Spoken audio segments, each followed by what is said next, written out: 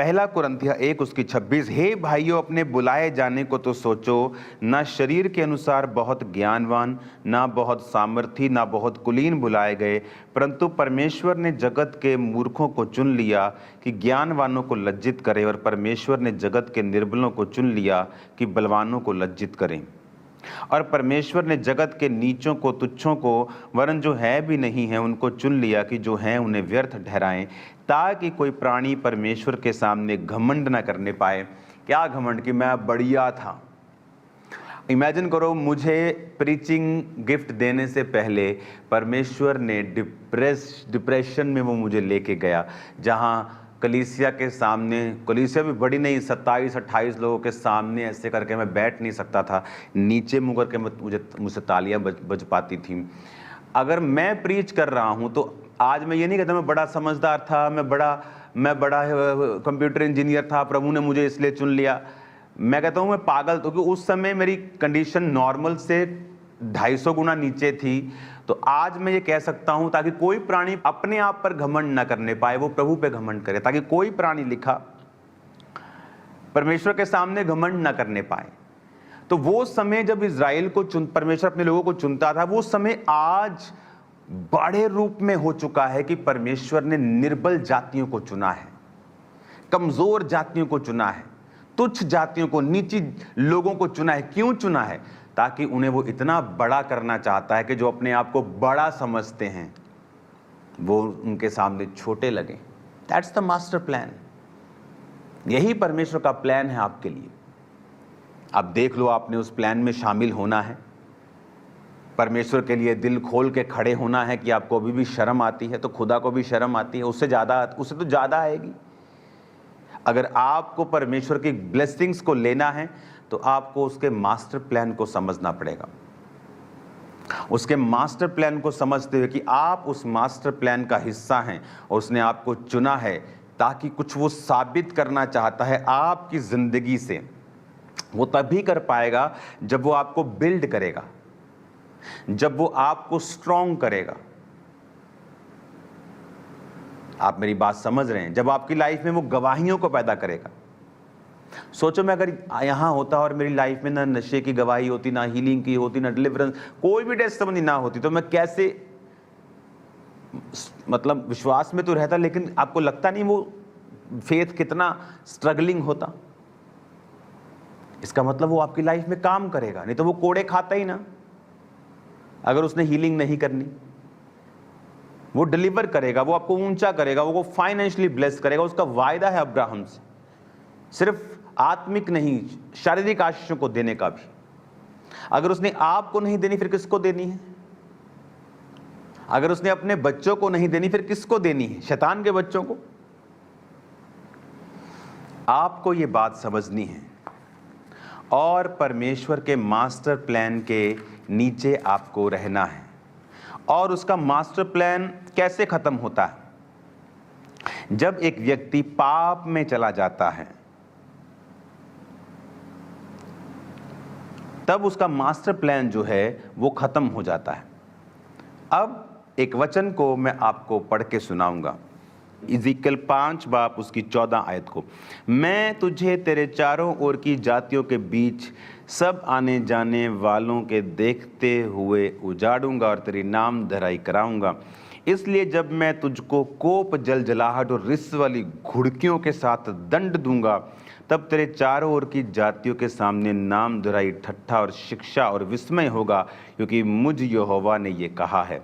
ये उस समय होगा जब मैं उन लोगों का नाश करने के लिए तुझ पर महंगी के तीखे तीर चलाकर तेरे बीच में महंगी बढ़ाऊंगा और तुम्हारे अन्न रूपी आधार को दूर करूंगा। महंगी और दुष्ट जंतु तुम्हारे बीच में मैं भेजूंगा, जो तुम्हें निसंतान करेंगे, और मरी और खून तुम्हारे बीच चलते रहेंगे। मैं तुम पर तलवार चलाऊंगा, मुझे यहोवा ने ये कहा है। अब ये आता है उसका उल्टा, जो मैंने अभी कहा, परमेश्वर ने आपको क्यों चुना है। अब ये यहोजकेल जो है, ये बंदियों के बीच में है। बंदी क्यों बने इजरायली? पाप के कारण। और जब सब बंदी बने तो उनमें सब पापी तो नहीं थे, उसमें परमेश्वर यहोवा को मानने वाले सही लोग भी थे। तो कबार नदी के तट पर परमेश्वर इस अच्छे यहोवा के मानने वाले को दर्शन देता है और ऐसे बातें बताता है कि ये लोगों ने पाप किया, अब मैं इनको दूसरी जातियों के सामने नीचा करूंगा। आप देख लो, जो मसीही लोग वचन जानते हुए भी पाप करते हैं, उनके घरों में नशे बिकते हैं, वो हर प्रकार के चीज़ों को खा लेते हैं, कहीं भी चले जाते हैं, चर्च भी चले जाते हैं, सब जगहों में जाते, आप उनके घरों में देखना, परमेश्वर उनको नीचा करता है लोगों के सामने, जबकि ये मास्टर प्लान नहीं है। रियल प्लान है कि वो तुझे दूसरों से ऊंचा, बेहतर और कहीं अधिक टॉप पे लेके जाएगा। That's the master plan. अब क्रिश्चियंस दो स्टेट में रहते हैं, या तो बेस्ट या वर्स्ट, बीच में इनका कुछ नहीं आता। कहता तुम डालियां हो और मैं सेब का पेड़ नहीं। आम और सेब का पेड़ क्या अच्छा नहीं है? प्रभु ने नहीं बनाया। चीकू का पेड़ अच्छा नहीं है क्या? संतरे का पेड़ अच्छा नहीं, तो वो क्या उनकी डालियां फल नहीं लाती? क्यों परमेश्वर ने कहा मेरा पिता किसान, मैं दाखलता, तुम मेरी डालियां हो। जो मुझ में फलता है, जो मुझ में फल लेके आता है, मेरा पिता उसे छांटता है कि तो वो और फले। जो मुझ में नहीं फलता, मेरा पिता उसे काट देता है। क्यों दाखलता है? क्यों अंगूरों की बेल ही क्यों बोला? क्योंकि अंगूरों की बेल अगर फल लाए तो सबसे बेस्ट है, फिर उसके जूस हाईएस्ट क्वालिटी के दुनिया में करोड़ों रुपए के बिक जाते हैं। आम का जूस आपने नहीं देखा होगा करोड़ों में बिकता, अंगूरों के जूस आपने देखे होंगे। जरूरी नहीं वो वाइन ही हो, बहुत सारी चीजें हैं जो बिकती हैं, जरूरी नहीं वो नशीली हैं तो बिकती हैं। और परमेश्वर ने कहा लेकिन अगर वो सूख जाए, टहनियां, उनका फर्नीचर नहीं बन सकता। आम का पेड़ सूख गया, चलो बैट बल्ले बना लो, फर्नीचर बना लो, डाइनिंग टेबल बना लो, लेकिन अगर दाखलता, अंगूरों की बेल सूख गई, टहनियां सूख गई, तो उससे कुछ नहीं बनता, वो जलाने के काम आती। तो या तो तुम बेस्ट करोगे, वो तुम्हें सबसे ऊंचा करेगा, तुम्हें लोगों को दिखाएगा, तुम्हें परफेक्ट करेगा, तुम्हारे जीवन में ऐसी आशीष देगा, तुम्हें प्रोटेक्शन देगा, तुम्हारी जिंदगी में आशीषों की बारिश करेगा, तुम्हें इतना बुद्धिमान करेगा कि बुद्धिमानों को वो खुद मूर्ख लगेंगे, तुम्हें इतना हाई लेवल में वो लेके जाएगा। या तो ये प्लान है। तो या कहता दूसरा प्लान है कि मैं तुम्हें विस्मित करूंगा, नामधराई का कारण होगा, ठट्ठा लोग तुम्हारे साथ मजाक करेंगे। जब तुम लोगों, आप देखो जो क्रिश्चियन पास्टर्स पाप में गिर जाते हैं, लोग उनका कितना ठट्ठा करते हैं, आप देखो इंटरनेट के ऊपर। वैसे कोई आपका मजाक उड़ाए बिना पाप के, वो लगता ही नहीं है, आप और ऊंचे हो जाते हैं, उनको शर्मिंदगी फील होती है कि हम तो इसको ये ट्रोल कर रहे थे, हम तो इसको सोच रहे थे कि हम इसके बारे में बोलेंगे, ये तो नीचे जाएगा। देखते यार थोड़े दिन बाद ये तो और ऊंचा जा रहा है, ये तो इतना ऊंचा, ये तो गर्दन थक जाएगी हमारी ऊंचा देखते थे। लोगों की गर्दन थकने वाली, आपको ऊंचा देखते देखते इन जीसस ने। एक समय आएगा आपको दूरबीन से देखना पड़ेगा, वो भी गर्दन ऊंची करके। उनको मैं आपको बता रहा हूँ, ये परमेश्वर की बात है आपके लिए। तो या तो परमेश्वर के पास आपके लिए बेस्ट पड़ा है, तो या फिर परमेश्वर के पास आपके लिए वर्स्ट है। दो चीजें ही हैं, या तो स्वर्ग है बेस्ट, या नरक है द वर्स्ट। बीच वाला कोई नहीं है। या तो कहता तुम टॉप पे जाओ, या फिर दूसरों से भी नीचे जाओ, क्योंकि तुम मेरा वचन नहीं सुनकर सुधरे नहीं।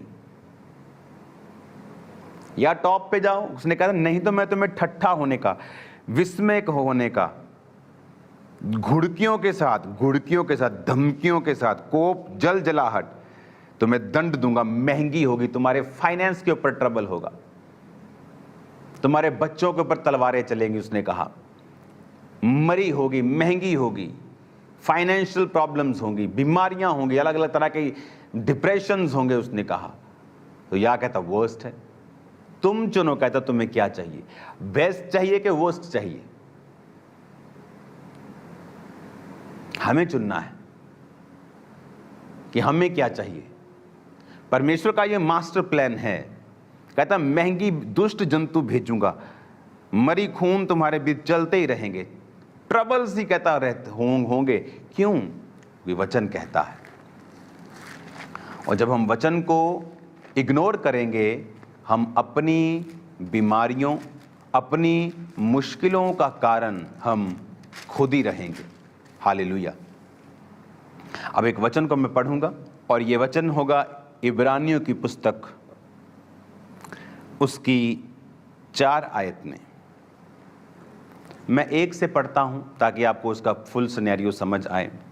कहता, इसलिए आओ मसीह की शिक्षा की आरंभ की बातों को छोड़कर हम सिद्धता की ओर आगे बढ़ते जाएं, मरे हुए कामों से मन फिराने, परमेश्वर पर विश्वास करने, बपतिस्मा हाथ रखने, मरे हुए में से जी उठने, अंतिम न्याय की शिक्षा रूपी नींव फिर से ना डालें। यदि प्रभु चाहे तो हम यही करेंगे, क्योंकि जिन्होंने एक बार ज्योति पाई है, जो स्वर्गीय वरदान का स्वाद चख चुके हैं और पवित्र आत्मा के भागी हो गए हैं और परमेश्वर का उत्तम वचन और आने वाले युग की सामर्थ्य का स्वाद चख चुके हैं, यदि वे भटक जाएं तो उन्हें मन फिराव के लिए नया बनाना अनहोना है, क्योंकि वो परमेश्वर के पुत्र को अपने लिए क्रूस पर चढ़ाते हैं और प्रगट में उसके ऊपर कलंक लगाते हैं।